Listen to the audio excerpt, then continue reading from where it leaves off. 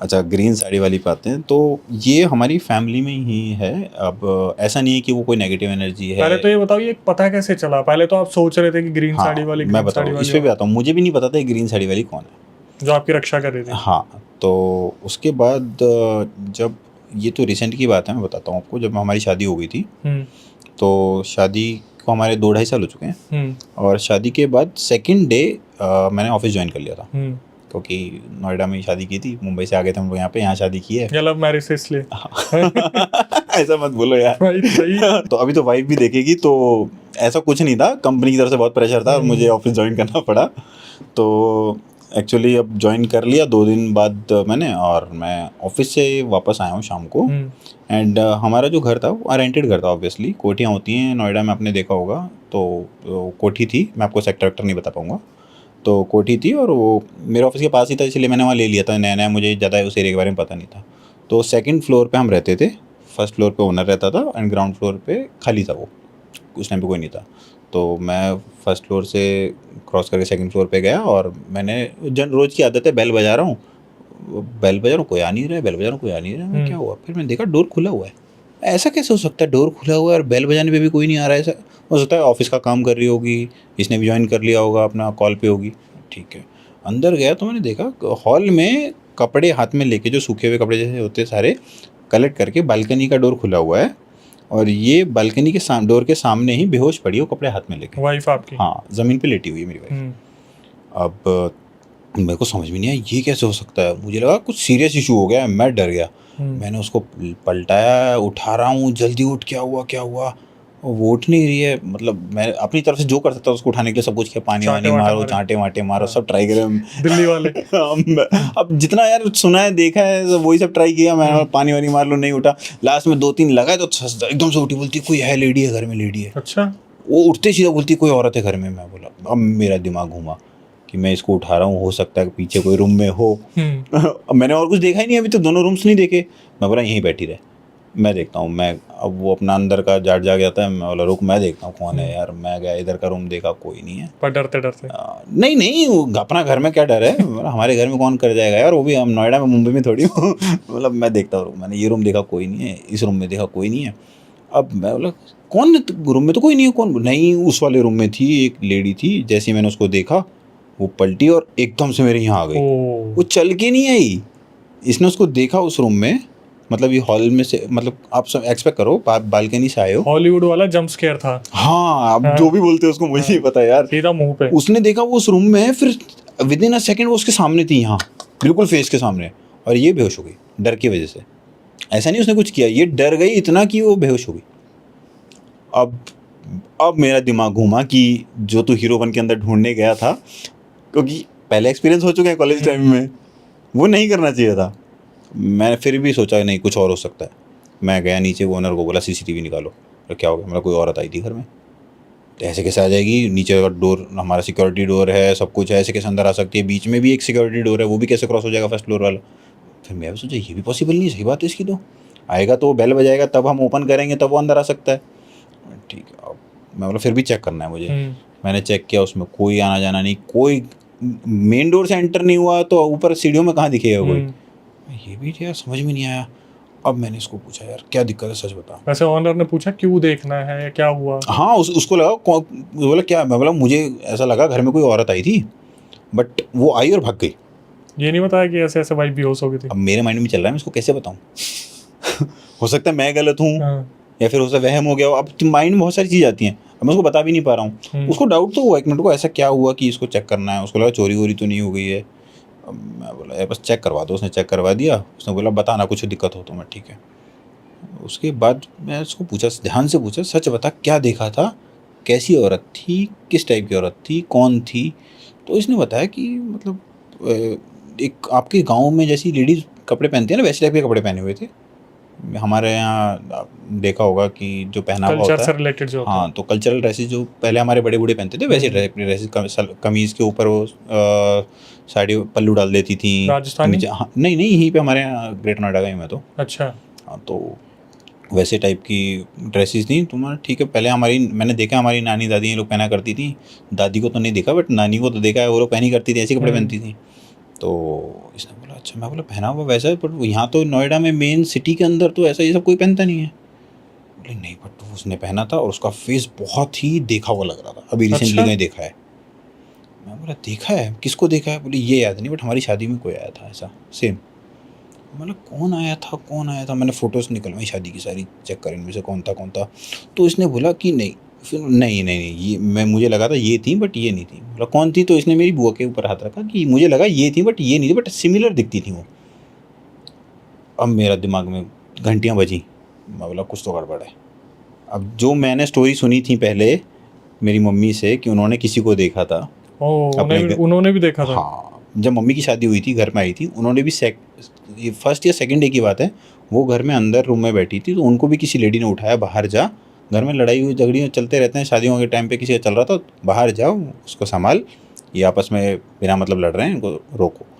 Mummy बोली, ठीक है। मम्मी बाहर आके उनको रोकी, बोली, पापा बोले बट तुझे किसने बताया यहाँ ये सब चल रहा है? बोले वो आई थी, चाची आई थी, उन्होंने बोला बाहर जाके संभालो। अब बोले कौन? अंदर से तो कोई है नहीं, हमने तो रूम बंद कर रखा है, अंदर कैसे कोई चला जाएगा?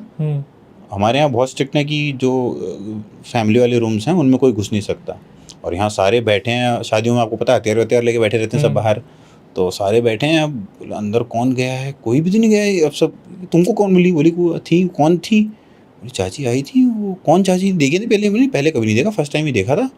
कैसा था, कौन थी? उन्होंने जब बताया तो सब समझ गए। अब सब चुप, एक दूसरे की शक्ल देख रहे हैं, क्योंकि और भी लोगों ने स्टोरी सुनी है उनके बारे में कि रात को सोते हैं तो वहाँ घूमती हुई दिखती हैं उस घर में। लोगों को सबको पता है वहाँ कोई दिखता है, कौन दिखता है, कोई एक दूसरे से डिस्कस नहीं करता। आज क्लियर हो गया। उस दिन मेरे माइंड में सब वापस से घूमा कि जो मैंने बचपन में स्टोरी सुनी थी शायद से सेम स्टोरी है। मैंने तुरंत घर पे फ़ोन घुमा दिया भाई, पहली बार। अब टाइम आ गया था कि अब बता दूं कि हाँ मैं भी मानने लगा हूँ आपके साथ। कर दिया। हाँ, मैं बोला पापा गड़बड़ हो रही है कुछ। पापा बोले क्या हुआ, क्या गड़बड़, क्या चल रही है तेरे साथ? मैं बोला पापा कुछ नेचुरल तो नहीं है बट डिफरेंट हुआ है। बोले क्या हुआ है? मतलब घर में मैं आया, ऐसे ऐसे मैंने देखा, और जो मेरी वाइफ है उसको कोई लेडी दिखी है, और वो लेडी हमारे घर में आई नहीं है, मैं श्योर हूँ, मैंने CCTV चेक कर लिए हैं। उसको कोई लेडी दिखी है और वो इतनी स्पीड से उसके सामने आई है फेस के कि मतलब वो अननेचुरल है। पापा बोले लेडी, अब ज़रा उसके बारे में बता। मैंने डिटेल बताई। मैं बोला मैंने वो डिटेल्स पूछ ली हैं और वो डिटेल्स वहीं मैच हुई जहाँ आपका दिमाग चल रहा है, इसीलिए मैंने आपको फ़ोन किया है कि क्या ऐसा हो सकता है। पापा बोले बिल्कुल हो सकता है, हमारी फैमिली में जो भी नई बहू आती है उनके सामने तो आती हैं, हर एक के साथ नहीं, मतलब मेरे भाई के साथ शादी हुई थी 4 साल पहले, उनके, मेरे भाई की वाइफ को नहीं दिखी थी। वैसे इत्तला कर दिया था ऐसा हो सकता है? नहीं, याद ही नहीं था किसी को, मतलब मेरे पापा की शादी से पहले शी वाज गॉन। तो अब इतने साल हो चुके हैं तो फैमिली को भी याद नहीं है सब चीज़ें। तो अब मेरी शादी के टाइम पे मेरे दादाजी थे, वो शादी के 2 महीने बाद ही गुजरे थे, बट तो अब शादी के टाइम पे सब हुआ, सारे रिचुअल्स हुए, हमें ध्यान नहीं था। पापा बोले कि अभी के भी इसको गाड़ी में बिठा, घर बंद करो, सीधा यहाँ आ जाओ। तो तब तक पापा गए नहीं थे, वो मुंबई में रहते थे बट यहीं पे थे। अभी शादी वादी की जब 2-3 दिन ही हुए हैं तो अभी वापस गए नहीं थे मुंबई, वो यहीं थे। मैं बोला ठीक है मैं आ रहा हूँ ग्रेटर नोएडा। अब हम सीधे गांव पहुँचे, घर मुश्किल से 40-50 मिनट दूरी पे था यहाँ नोएडा से। फटाफट हम गांव पहुँचे अपने, और वहाँ पे सब पहले से रेडी बैठे थे। जब पापा ने उनको बता दिया तुरंत गाड़ी, बोले रुको यहीं हम बैठ रहे हैं। तो वो नाना भी बैठ गए, पापा भी बैठ गए, मम्मी भी बैठ गई, दूसरी गाड़ियाँ निकाली, लाइन से सारी गाड़ियाँ निकाली। मैं जा कहाँ रहे हैं? बोले कुछ नहीं पूछना है, जहाँ बोल रहे हैं वहाँ चलो।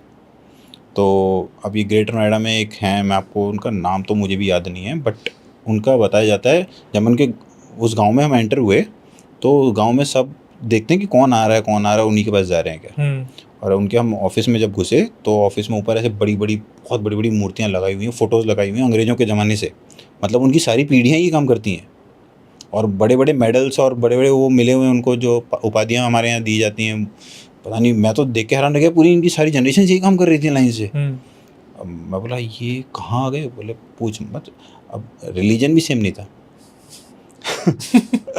मतलब वो कोई मौलवी थे, जो भी थे, बट अब मैं बोला अब तक तो तुम मुझे बताते थे कि पंडित जी के पास जाओ, इनसे आशीर्वाद लो, अब जब दिक्कत है तो कह रहे हो यहाँ चलो। अब मैं कन्फ्यूज। मैं बोला, वो बोले देख कुछ चीज़ों में ना दिमाग नहीं लगाना होता है, जो सब कर रहे हो कर लो। ठीक है चलो। अब उनके पास बैठे, उन्होंने बोला आप सब बाहर जाओ, सिर्फ यहाँ पे मेरे नाना को बोला तुम यहाँ बैठो, क्योंकि बड़े बूढ़े हैं, तुम यहाँ बैठो। उनको जानते भी थे, मेरे नाना अपने टाइम से कभी यहाँ आए हैं तो उनको जानते, तो बोले तू यहाँ बैठ, मैं बैठूँगा, ये दोनों बच्चे यहाँ बैठेंगे, बाकी सब बाहर जाओ। ठीक है।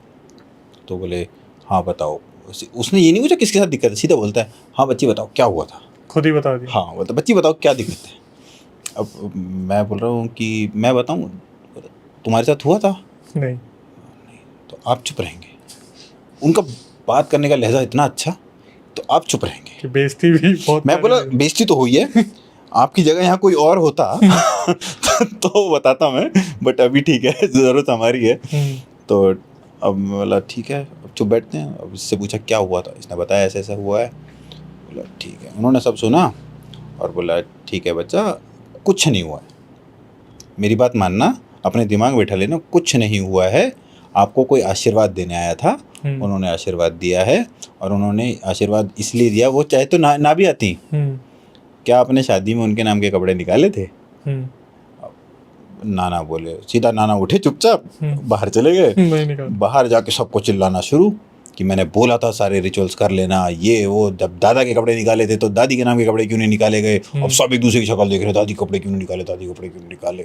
बोले भूल गए, अब याद ही नहीं है किसी को। तो उसने बोला ठीक है, ये धागा दे रहा हूँ, ये बांधो पैर में, ये धागे अपने घर में जाके बांधना, जहाँ देखा था उस घर के सारे खिड़कियों के ऊपर बांध देना, दरवाजे के ऊपर बांध देना। ठीक है, मतलब हमसे तो नहीं होगा। मम्मी बोलती है मैं चल रही हूँ तुम्हारे घर, मैं बांधूंगी। मम्मी पापा साथ में उन्होंने किया। और यहाँ से निकलते टाइम, अभी जब गाड़ी में बैठ के जाओगे, उन्होंने आई थिंक कुछ दिया था हमें। हाँ, उन्होंने खाने के लिए ड्राई फ्रूट्स दिए थे। बेसिक ड्राई फ्रूट दोनों खा लो, आप भी खाओ, आपके हस्बैंड भी खाएंगे। हम दोनों ड्राई फ्रूट्स खाए और वो धागा बांधा पैर में, दोनों के काले रंग का धागा था बेसिकली। दोनों ने पैर में धागा बांधा और हम निकले। उन्होंने बोला कि एक पोटली दी थी कि इसको निकलते टाइम वो एक नाला पड़ेगा, कोई, उन्होंने ऐसे ये नहीं बोला कि वो ये नाला, उन्होंने बोला कोई भी नाला पड़ेगा, वहाँ गाड़ी से उतरना, इसको वहाँ फेंकना और सीधा आके गाड़ी में बैठना, पीछे मत देखना। ठीक है, कर लेते हैं। मैं बोला मेरे से नहीं होगा मैं इन चीज़ों में नहीं घुसना चाहता, क्योंकि मैंने एक्सपीरियंस कर लिया, मेरे में हिम्मत नहीं है इन चीज़ों में घुसने की। मैं, तुम मुझे किसी से भी लड़वा लो, किसी से भी कुछ भी करवा लो, कुछ भी कर लूँगा, ये चीज़ों में नहीं घुसूँगा। ठीक है, मम्मी बोली मैं करके आऊँगी। मम्मी गई, उसको फेंक के चुपचाप आके गाड़ी में बैठी, और किसी ने कुछ नहीं बोला, सब चुप बैठे हैं, एक दूसरे की तरफ देख रहे कि शीशे में भी नहीं देखना है। अब गाड़ी में मैं चला रहा हूँ, हो सकता है मिरर में दिख जाए आते हुए, तो मेरा ये फोकस था कि कैसे भी मुझे सामने रोड पे देखते रहना है, मुझे कांच में नहीं देखना। पर ये बहुत बड़ा टास्क है, बहुत बड़ा टास्क है भाई, मानोगे नहीं। तुम्हारी मम्मी पीछे से आ रही है और कुछ करके आ रही है, तो और तुम्हारी नज़र उस मिरर पे ना जाए, बहुत बड़ा टास्क है ये। मैं कोशिश कर रहा हूँ कि आगे देखना, आगे देखना, आगे देखना है। जब दरवाजे की आवाज़ आई ढक से, हाँ, गाड़ी भगा, मैं निकल गया वहाँ से फटाफट। आए घर पे, सब सॉल्यूशन किया, उसके बाद आज तक कोई दोबारा नहीं है। तो वो दादी जी थी? वो दादी ही थी। उन्होंने सीधा बता दिया कि दादी के नाम के कपड़े निकाले थे, नहीं निकालोगे तो आएंगी ना, कि नाराज हो गए कि मुझे क्यों नहीं याद किया। भाई आशीर्वाद, उन्होंने इतने प्यार से बताया कि वो तो जी ये बोल रही थी मुझे क्यों नहीं याद कर रहे हो ऐसे फेस पे। हाँ, वो ढूंढ रही थी घर में तुम्हें, और जब उनको दिखी तो तुम्हारा चेहरा देखी और चली गई। अरे भाई, बोलो सिर्फ वो देखने आई थी कि हमारी बहू कैसी है। मैं ठीक है चलो ये भी देख लो, आज कोई अच्छा तो लगा होगा कि नहीं, एक्सपीरियंस तो पता है चले हमें। बोले नहीं ऐसा नहीं होता बच्चा, तुम हर चीज़ को मजाक में लेते हो, ऐसा नहीं। उन्होंने सिर्फ देखना था, उन्होंने देख लिया। अब तुम्हारी वाइफ भी उनकी फैमिली से हैं, अब वो भी तुम्हारी वाइफ की भी एंसेस्टर हैं, वो कल को वो तो उनको भी सेव करेंगी।